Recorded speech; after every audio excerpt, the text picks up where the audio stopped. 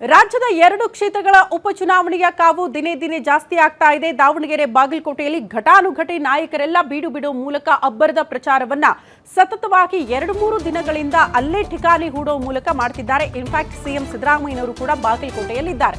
ಉಪಚುನಾವಣೆಯನ್ನ ಬಹಳ ಪ್ರತಿಷ್ಠೆಯಾಗಿ ತೆಗೆದುಕೊಂಡಿದ್ದಾರೆ ಆ ಮಹಾನಾಯಕರು. ಆಪ್ತರನ್ನ ಗೆಲ್ಲಿಸಲೇಬೇಕು ಅಂತ ಆ ಇಬ್ಬರು ನಾಯಕರು ಅಖಾಡಕ್ಕಿಳಿದಿದ್ದಾರಂತೆ. 2 ಕ್ಷೇತ್ರಗಳನ್ನ ಗೆಲ್ಲೋದಕ್ಕೆ ಸಿಎಂ ಸಿದ್ದರಾಮಯ್ಯ, ಡಿಸಿಎಂ ಡಿಕೆ ಶಿವಕುಮಾರ್ ಪಣ ತೊಟ್ಟಿದ್ದಾರೆ. ಹಾಗಾಗಿ ಇಬ್ಬರೂ ಕೂಡ ಕ್ಷೇತ್ರಗಳಲ್ಲಿ ಸಂಚರಿಸ್ತಾ ಇದ್ದಾರೆ. ಬಾಗಲಕೋಟೆ ಕ್ಷೇತ್ರವನ್ನ ಪ್ರತಿಷ್ಠೆಯಾಗಿ ಸಿಎಂ ಸಿದ್ದರಾಮಯ್ಯ ತೆಗೆದುಕೊಂಡಿದ್ದಾರೆ.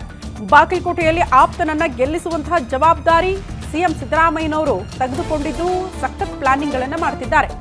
ಆಪ್ತರ ಪುತ್ರ ಉಮೇಶ್ ಮೇಟಿ ಗೆಲುವಿಗೆ ಕ್ಷೇತ್ರದಲ್ಲೇ ಠಿಕಾಣಿ ಹೂಡಿಬಿಟ್ಟಿದ್ದಾರೆ ಸಿಎಂ ಸಿದ್ದರಾಮಯ್ಯನವರು. ಶತಾಯಗತಾಯ ಪ್ರಯತ್ನ ಮಾಡಿ ಉಮೇಶ್ ಮೇಟಿ ಅವರನ್ನ ಗೆಲ್ಲಿಸ್ಕೊಂಡು ಬರಲೇಬೇಕು ಅಂತ. ಯಾಕಂದ್ರೆ HY ಮೇಟಿ ಅವರು ಇವರ ಆಪ್ತರು, ಸಿಎಂ ಸಿದ್ದರಾಮಯ್ಯನವರ ಆಪ್ತರು. ಹಾಗಾಗಿ ಅವರ ಮಗನನ್ನ ಗೆಲ್ಲಿಸ್ಕೊಂಡು ಬರುವಂತಹ ಜವಾಬ್ದಾರಿಯನ್ನ ತೆಗೆದುಕೊಂಡಿದ್ದು ಸತತವಾಗಿ ಬಾಗಲಕೋಟೆಯಲ್ಲಿ ಮೊನ್ನೆಯಿಂದಲೂ ಕೂಡ ಅಲ್ಲೇ ಬೀಡು ಮೂಲಕ ಹಲವು ಗ್ರಾಮಗಳನ್ನ ಸಂಚರಿಸಿ ಎಲ್ಲ ಕಡೆ ಕೂಡ ಮತಯಾಚನೆ ಮಾಡ್ತಿದ್ದಾರೆ. ಇವತ್ತು ಕೂಡ ಮತಬೇಟೆಯಲ್ಲಿ ಸಿಎಂ ಸಿದ್ದರಾಮಯ್ಯನವರು ಭಾಗಿಯಾಗ್ತಿದ್ದಾರೆ.